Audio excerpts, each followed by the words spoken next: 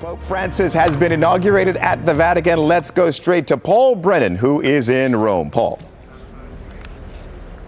Good afternoon, Tony, and welcome from Rome, where, as you say, Pope Francis has been inaugurated this morning as the 266th pontiff of the Roman Catholic Church. It was a ceremony laden with significance and an opportunity for the Pope to contrast with his predecessor, Pope Benedict, both in style and in substance. Let's look at some of the powerful images from this morning's ceremony.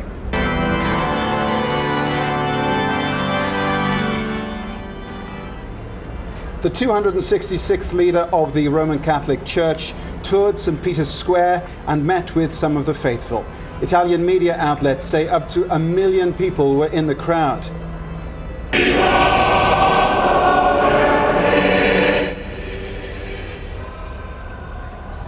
The ceremony began at the tomb of St. Peter inside St. Peter's Basilica, where Pope Francis offered incense to the disciples. Catholics claim Jesus' famous words to Peter, "On my rock I will build this church," as the moral authority for the power which is given to the Pope.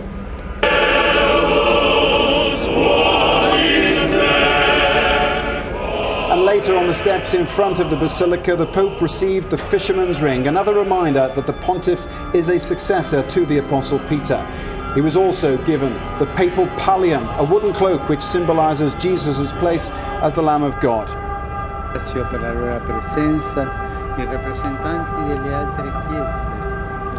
In his first homily, Pope Francis called for the protection of the environment and of the weakest in society. He said real power involved service, and he said hatred, envy and pride defile people's lives.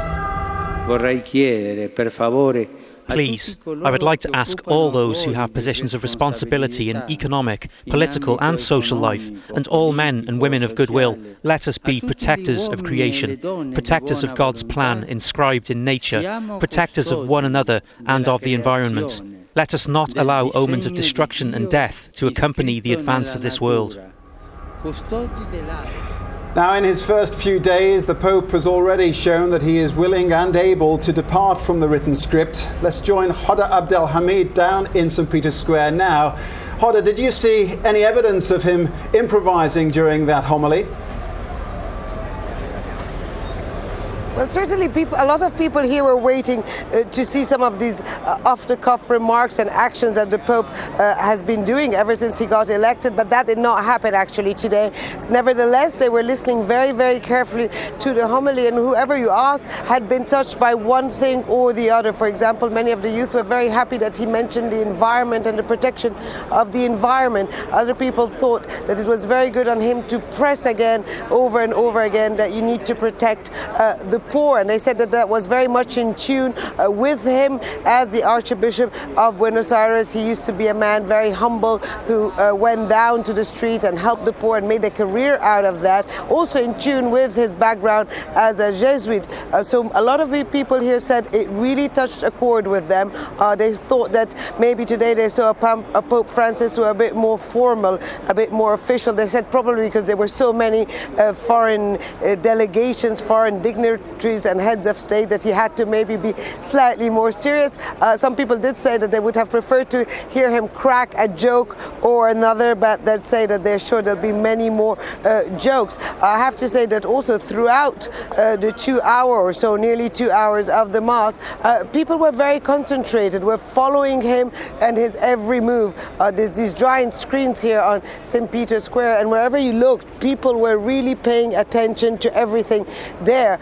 Now, as we said, about 130 delegations were here from around the world, 31 heads of states.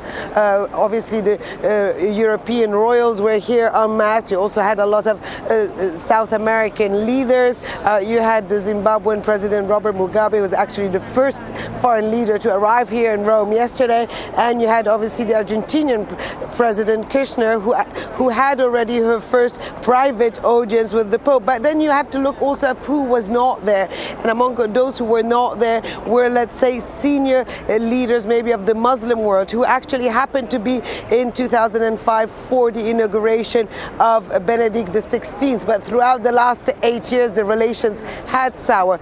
One last thing I'd like to add is that the Pope made sure that the leaders of the Eastern Church, the Orthodox Church, were seen, were here, and were visible. And that was also, again, very well taken by the crowd here, showing a Pope that wanted to unite Christians.